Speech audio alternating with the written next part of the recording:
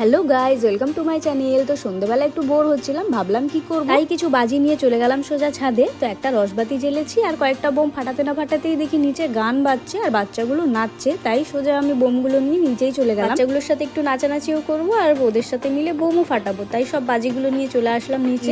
এসেই দেখলাম যে বাচ্চাগুলো নাচছে। যেমনি আমি চলে এসেছি না, ওরা লজ্জা পেয়ে পালিয়ে গেছে। তাই ওদেরকে ডেকে আবার নাচা শুরু করলাম। আমরা একটু নাচানাচি করতে না করতেই দেখি ভাড়াটিয়া কাকিমা, মাসি, দিদি সবাই মিলে চলে এসছে। তো অনেকই ভিড় হয়ে যায়। এভাবে আমরা সবাই মিলে কিন্তু নাচানাচি করে খুবই মজা করলাম আজকের সন্ধ্যে। কিভাবে যে রাত 10টা বেজে গেছে সেটাই বুঝতে পারলাম না। এদিকে আমরা নাচানাচি করছি আর বাইরে গেটের কাছে অনেক ভিড় ছিল। বাচ্চা বাচ্চা ছেলেগুলো সব নাচানাচি করছিল। তারপরে দেখলাম যে আমাদেরই পাড়ার ছেলেগুলো বাইরে নাচছে, তো তাদেরকেও ডাকা হয়। ওরাও চলে আসে আর একসাথে বাজিও ফাটানো হয় আর খুব নাচানাচি হয়। তারপরে আসে আমাদের গোপু সোনা। গোপু সোনা একটু বেরোবেরো করতে গিয়েছিল, তো এসেই যখন দেখেছে যে সবাই মিলে নাচ করছে, তো ও খুব ফাটিয়ে নাচ করছিল। এবছর মায়ের বিসর্জনে গোপু কিন্তু দারুণ নেচেছে। সেই ভিডিও দেখার জন্য অবশ্যই তোমরা চ্যানেলটাকে সাবস্ক্রাইব আর ফলো করে রেখো। আজ সন্ধ্যে থেকে সবাই খুব মজা করেছি। আর এদিকে গোপু দেখো দৌড়ে চলে যাচ্ছে ওই বড় বড় দাদাগুলোর সাথে নাচ করবে বলে। আমার অবস্থা দেখে বুঝতেই পারছো যে কত পরিমাণে নেচেছি। এইবারে বাকি নাচানাচি তো বিসর্জনের জন্য বাঁচিয়ে রাখতে হবে। তাই চলে গেলাম ওপরে আর বাপি ওদের সাথে বাজি ফাটাচ্ছে। এবার একটু ফ্রেশ